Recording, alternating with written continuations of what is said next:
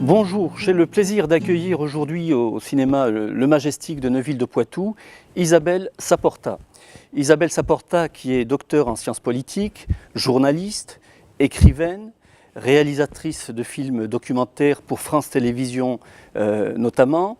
Alors Isabelle a notamment écrit dans le magazine Marianne, elle a fait de la radio pour France Inter, Radio Monte Carlo au moment de la matinale.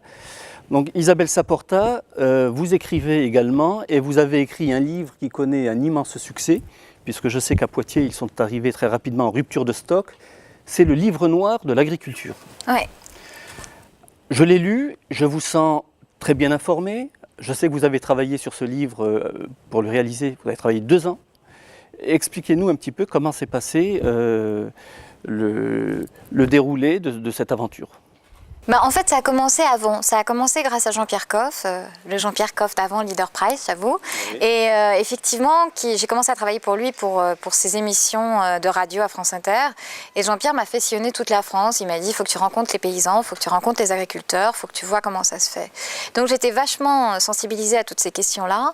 Et c'est vrai qu'après, j'ai continué finalement à labourer ces questions pour le documentaire dont je suis le co-auteur, Manger peut-il nuire à la santé. Et en fait, dans ce documentaire, on s'est beaucoup attelé à circonscrire la question de la santé publique. Effectivement. Sauf que moi, je me suis rendu compte que la question était beaucoup plus vaste, que cette agriculture productiviste dans laquelle on avait finalement cantonné les agriculteurs, dans laquelle on les avait poussés, c'était une agriculture qui non seulement était mauvaise pour notre santé à nos consommateurs, mais surtout pour celle des agriculteurs, et en plus pour laquelle ils ne gagnaient même pas bien leur vie. Alors il y a un moment, vous vous dites, quand on additionne la facture, si vous voulez, environnementale, la facture de santé publique et la facture des primes et des subventions qu'on donne aux agriculteurs, ça devient une agriculture qui est très onéreuse et pour un résultat finalement assez médiocre. Oui. Alors, le constat est sévère. Vous ne vous en prenez pas aux agriculteurs, mais au système. Qu'est-ce qui ne va pas dans le système ? Mais le système, il est absurde. C'est-à-dire qu'effectivement, au sortir de la Seconde Guerre mondiale, si vous voulez, ça avait un sens de vouloir produire plus puisqu'on était en pénurie alimentaire. Sauf qu'aujourd'hui, ça n'a pas de sens. Aujourd'hui, on surproduit. Nous, dans les pays riches, que ce soit la France, que ce soit les États-Unis, que ce soit tous les pays occidentaux en général, on surproduit non pas pour nourrir les gens, puisqu'il reste toujours plus de 900 millions de personnes qui meurent de faim à travers le monde, mais pour nous, notre désir de jeter et de gaspiller. C'est-à-dire qu'il y a à peu près, aujourd'hui, d'après les enquêtes, entre 40 et 5% de la production alimentaire mondiale qui part directement dans la poubelle. Et à côté de ça, effectivement, on demande aux pays du bout du monde de renoncer à leur agriculture vivrière, donc finalement de crever de faim. Pourquoi ? Pour nourrir notre bétail à nous. Donc si vous voulez, il y a un moment où vous vous dites ce système il est complètement absurde. En plus, il ne tient pas sans les béquilles de subventions publiques, que ce soit chez nous, que ce soit aux États-Unis, que ce soit partout. C'est une agriculture qui est portée par les subventions publiques et pour autant, elle n'a aucun sens et certainement pas en tout cas celui de nourrir le monde. Aujourd'hui, il y a un rapporteur de l'ONU qui s'appelle Olivier de Schutter qui vient de prouver que si on réinvestissait dans l'agriculture agro-environnementale, en fait c'est le bio, eh bien en 10 ans, on pourrait multiplier par 2 la production alimentaire mondiale. Donc si vous voulez, c'est vraiment à portée de main si on se donne les moyens de changer de logiciel.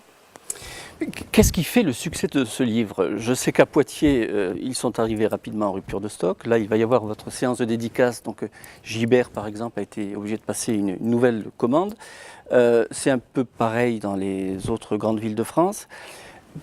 Pourquoi ce succès ? Et est-ce que c'est une prise de conscience de la population ?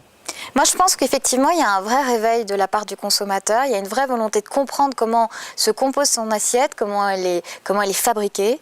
Et je pense aussi que de la part des agriculteurs, il y a une vraie volonté aujourd'hui de changer. Il y en a de plus en plus. Moi, je reçois énormément de messages de soutien des agriculteurs, qu'ils soient bio, qu'ils soient en conversion, qu'ils soient en agriculture agro-environnementale.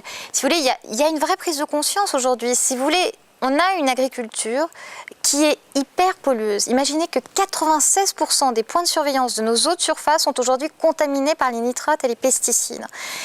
Cette dépollution, à 90%, elle est payée par les consommateurs, par les gens, en payant leur facture d'eau.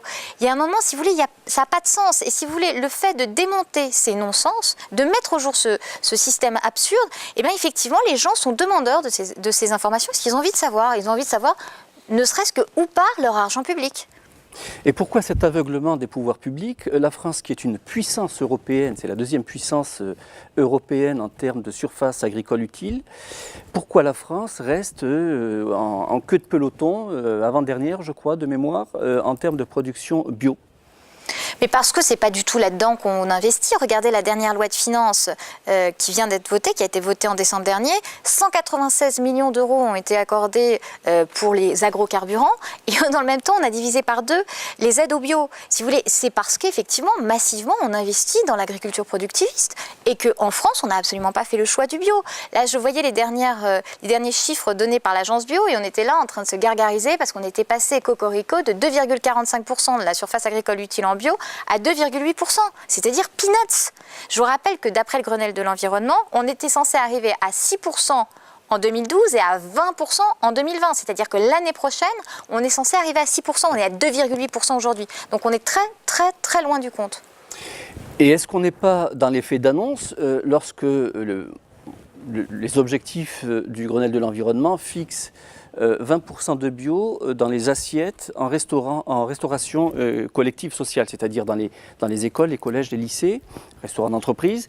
20% de bio, l'année prochaine, ça paraît irréaliste, sachant que, comme vous le dites si bien, on est très très en retard en termes de production. Est-ce que ça ne va pas faire travailler les agriculteurs étrangers aux dépens de nos agriculteurs? Ça va nécessiter une importation massive de produits alimentaires de l'étranger, avec un bilan carbone calamiteux. Qu'est-ce qu'il faut comprendre dans tout ça? Moi, je vous avoue que j'ai du mal à comprendre. Eh bien, effectivement, regardez, mettez en balance 2,8% de la surface agricole utile, 20% bio. Je veux dire, c'est un non-sens. C'est-à-dire qu'on a mis la charrue avant les bœufs. On a dit, il faut 20% de bio. Moi, je suis pour le bio dans les cantines, je suis pour une agriculture vertueuse, c'est pas le problème. Mais effectivement, ce qui serait bien, c'est qu'on pense à une agriculture locale. C'est sûr que si c'est pour importer des pommes argentines qui, en termes de bilan carbone, sont nulles, et si c'est pour pas protéger nos agriculteurs, ça n'a aucun sens. Il y a un moment, effectivement, il faut quand même qu'on ait... Mais ça, si vous voulez, ça, c'est toute la politique publique française en matière d'agriculture. C'est-à-dire qu'on invente toujours des machines de Shadok. Moi, je dis, c'est vraiment des machines abracadabrantes et on n'a aucun bon sens. Oui, effectivement, il faudrait d'abord investir massivement dans l'agriculture bio pour produire plus et pas avoir à importer à peu près 50% de ce qu'on consomme en bio avant de commencer à se fixer, si vous voulez, des objectifs qu'on ne peut pas atteindre avec notre agriculture locale. C'est vrai que ça n'a aucun sens. Mais pour autant, on continue comme ça. Et puis par ailleurs, c'est pas à vous que je vais apprendre ça, étant donné que vous êtes un élu local. Mais enfin, c'est sûr que c'est pas non plus, si vous voulez, en accordant toujours les cantines scolaires à des grands groupes industriels à longueur de temps et en laissant tomber le fait que ce soit effectivement les collectivités locales qui détiennent la cantine, donc la nourriture de nos enfants ou de nos seniors, que ça va s'arranger parce que ces grands groupes industriels, eux, ce qu'ils veulent, c'est faire du profit. Et eux, s'ils nous proposent du bio, ce sera du bio à bas de gamme, du bio du bout du monde, et ça n'a juste, mais pour moi, mais aucun sens. Alors, nous avons évoqué en début d'après-midi le problème de la restauration scolaire en France, ce qui est une contrainte, c'est-à-dire les appels d'offres, le code des marchés publics. Alors, d'un côté, les pouvoirs publics disent, alors est-ce encore un effet d'annonce? Ces pouvoirs publics disent, mais il faut produire local pour consommer local. Or, les appels d'offres, par le Code des marchés publics, ne le permettent pas parce que lorsque l'on lance un appel d'offres, on ne doit pas faire référence à une région ou à une marque. À la limite, la marque, c'est pas important, mais la région. C'est-à-dire que si demain, moi, gestionnaire d'un établissement, je veux commander du beurre Poitou-Charentes, eh bien, je n'ai pas le droit de faire référence au Poitou-Charentes. Ah non, c'est de la concurrence déloyale, voilà. C'est affreux, voilà. C'est ignoble. Alors, comment peut-on inciter les collectivités à aller vers les producteurs locaux lorsque vous avez des obstructions administratives? Mais là, vous mettez encore au jour effectivement un autre non-sens. C'est-à-dire on demande effectivement aux maires d'être de plus en plus, de regarder tout ce qui se fait de plus local, etc., toutes les collectivités territoriales de faire ça, et en même temps on leur met des bâtons dans les roues. Donc c'est vrai que c'est hallucinant. Je sais que pour avoir beaucoup discuté avec des maires qui étaient dans le même cas de figure que vous, ils me disaient on est en contravention effectivement avec la loi. Bon, je ne sais pas effectivement combien de temps on pense mettre des bâtons dans les roues des gens qui font bien, mais manifestement, on est parti pour le faire encore un bout de temps. On a fait le tour du canton de Neuville, on a rencontré notamment un vigneron. Il semblerait qu'il y ait quand même une volonté des agriculteurs locaux, moi je le constate, à vouloir aller vers une conversion bio. Est-ce que vous pensez que c'est le bon bout et que nous y arriverons? Je pense que c'est le bon bout, mais je pense que c'est pas évident parce que, reprenons le cas de ce vigneron que vous m'avez fait connaître, on voit bien qu'effectivement c'est quelqu'un qui a réussi à monter quelque chose d'extraordinaire, qui a réussi à fournir du travail à des gens qui n'en avaient plus, qui a réussi à faire revivre un terroir, et cette personne-là n'a pas eu d'argent public peu ou prou. C'est-à-dire qu'aujourd'hui, on préfère financer les gens qui font de l'agriculture productiviste, qui est destructrice d'emplois, qui ne cesse de mettre toujours plus d'argent dans les pesticides, etc., que d'aider et de soutenir des jeunes comme cet homme-là qui essaye effectivement de mettre sur pied une agriculture vertueuse. Donc c'est vrai que c'est un bon exemple, mais c'est un bon exemple de finalement du non-sens de la politique publique actuelle. C'est-à-dire on n'aide pas ces gens-là, on n'aide pas les gens qui font bien. Je vais juste vous donner un chiffre. Sur les 12 milliards d'euros que nous a coûté en termes de subventions la politique agricole en France pour les agriculteurs, cette année on n'a mis que 487 millions d'euros dans les mesures agro-environnementales. C'est rien. C'est rien. Et bien voilà, c'est comme ça que ça se passe aujourd'hui. Aujourd'hui, on ne soutient pas les gens qui font bien, qui créent des emplois, qui protègent nos captages d'eau, parce que cette agriculture protège les captages d'eau. On subventionne les pollueurs. Voilà. Qu'est-ce qui vous a le plus marqué, voire choqué, au cours de ce périple qui a duré 2 ans? Mais ça, moi c'est ça qui me choque le plus. Si vous voulez, c'est comment il faut vraiment qu'ils aient le moral chevillé au corps, les agriculteurs qui font bien. Parce qu'on ne leur paye pas plus cher leur production dans l'ensemble. Moi je vois bien, par exemple, j'avais vu un producteur de lait qui mettait du lin pour que ses vaches aient un lait qui soit riche en oméga 3. Eh bien, il n'était pas payé plus pour faire ce lait-là. Il faut avoir le moral pour le faire. Les agriculteurs bio, bon, ils font bien, ils font bio, etc. Ils protègent les captages d'eau, etc., etc. Et bien pour autant, on leur divise les aides par 2. Donc moi, si vous voulez, ce qui m'a le plus chagriné, quelque part, c'est de voir qu'on a vraiment des gens qui ont la niaque, qui ont envie de se battre, et ces gens-là, on ne les aide pas. Très bien.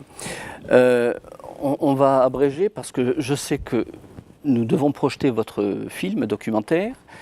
Il suivra un débat avec différents spécialistes, différents intervenants. Vous êtes attendu ensuite chez nos amis de France 3 pour un direct. Je vous remercie. Est-ce que, avant de conclure, Isabelle, vous avez un message à adresser aux habitants de la Vienne, au Poitevin? Qui sont bien partis, parce que j'ai vu, moi, tout ce que j'ai vu, tout ce que vous m'avez présenté, effectivement, comme jeunes agriculteurs qui avaient envie de se battre, ça donne envie. Et je pense qu'il y a plein de combats à mener et que c'est à portée de main, tout ça. Isabelle Saporta, merci. Merci à vous. Et je vous dis à très bientôt en Terre Poitevine. Avec plaisir. Quant à moi, je vous dis à bientôt également, à l'occasion du prochain numéro de Entretien avec. Entretien avec. À bientôt.